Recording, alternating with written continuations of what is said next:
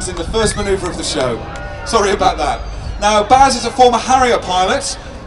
He flew on 1, 4 and 20 squadrons, and like all of the Royal Air Force's Harrier pilots, he's seen several operational tours in Afghanistan. And the main job of the pilots there is to support the young men and women of the British forces and our coalition allies who are in some very difficult circumstances. Now, Baz is a keen kite surfer and a keen runner, but he's also got the team's best fancy dress costume. Baz has a lovely, very fetching Barbie outfit, and we've had to see him wear it 3 times already this year, and it's enough to make a grown man cry. Okay, just behind the ridge, positioning now for the next manoeuvre, the team are shaping up into what we call cranked arrow. Reds 8 and 9 are in the 2 outside positions of this formation. They're just hidden to us at the moment, but very shortly they'll be appearing from the right-hand side. Now, the man on the left wingtip of this formation is Red 9, Flight Lieutenant Simon Ray. We know him on the team as Kermit, and it's because he sounds like Kermit the Frog on the radio, but that's maybe because he comes from New Zealand. So here they are now on the right-hand side, pitching up as they fly the cranked arrow roll. So there's Kermit on the left wingtip, the lowest man as we look at them now, and in probably the most difficult position for this formation. He's right back on the power, ruddering in towards Red 1 in the middle to hold that position as they top out there at about 2,500 feet. Now, these aircraft are just 6 to 8 feet apart, or if you want that converted metrically, it's about 2 to 3 meters. The team now are forming diamond formation again, so 8 and 9 slide in to make the shape work. Now, 2010, as you've already heard, is a special year for the Red Arrows because this year we have our first ever female Red Arrows pilot. That normally gets a cheer from the crowd, and for me, as I said earlier, it's long overdue. And our female pilot is Red 3 Flight Lieutenant Kirsty Moore.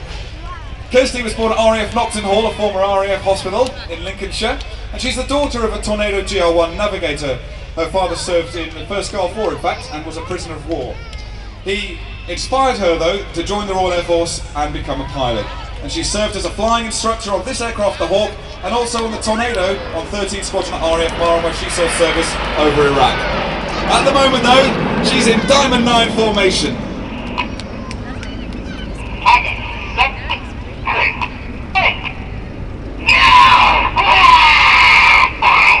I thought you'd like to hear that. That's the radio calls as the pilots change to Tango formation. It sounds to me like they're having a great time up there. Tango, as you can see, is a T-shape and it's very unforgiving to the pilots. The 2 straight lines that make up the T means that the smallest errors in position are visible to us down here on the ground. So they'll be working particularly hard to maintain that formation and in fact making a very nice job of it too. Yeah. So the smoke comes on now. They are 400 miles an hour as they come around the corner here, although it looks very graceful. And they're tightening up now. This is about a 3G bend as they pass us in Tango formation.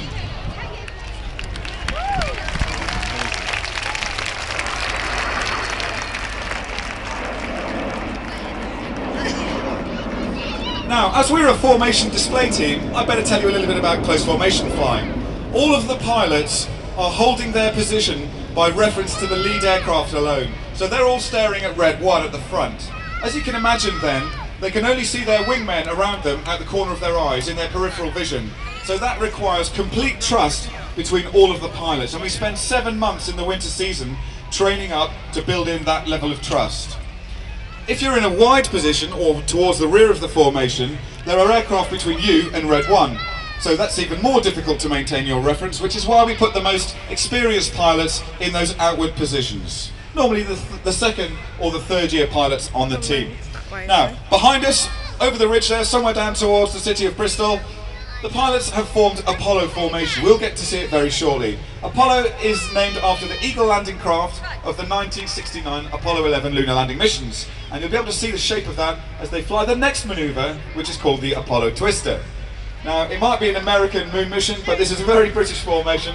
As they appear, very shortly, we'll see them with red, white and blue. There they are, as they fly the Apollo Twister. Wow. Now on the far right hand side at the back of the formation, with red smoke on the wingtip there, is Red 4, Flight Lieutenant Dave Davis, known as Horse. I won't tell you why. And he's in his 2nd year on his team, and the team. He formerly flew the Tornado F3, which is an aircraft that provides UK's air defence alongside the Typhoon, and also formerly the Falkland Islands air defence too. Horse is our Welsh representation on the team. I'm sure there are a few Welshmen here today. I can hear you cheering, well done. Well, horses from Colwyn Bay in North Wales. He went to Bryn Elliott School there, and he's got a degree in mechanical engineering from UMIST.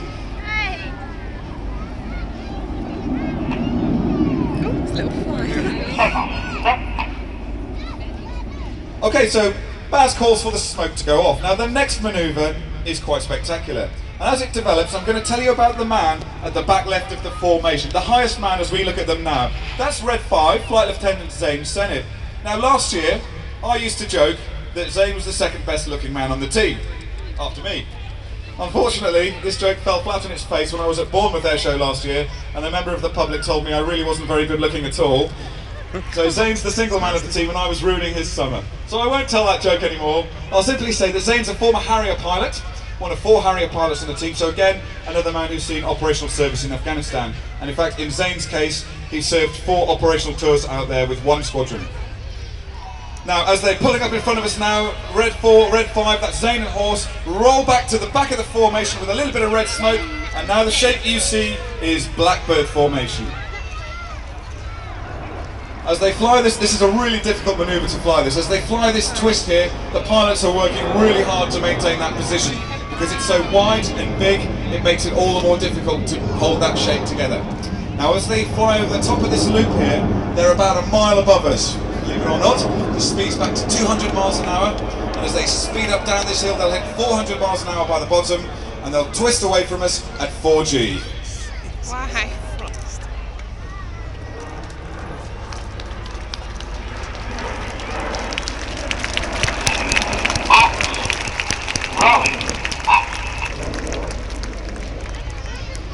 I think Zain introduced himself to you there by leaving a little bit of white smoke on there, a little bit longer than he should have done.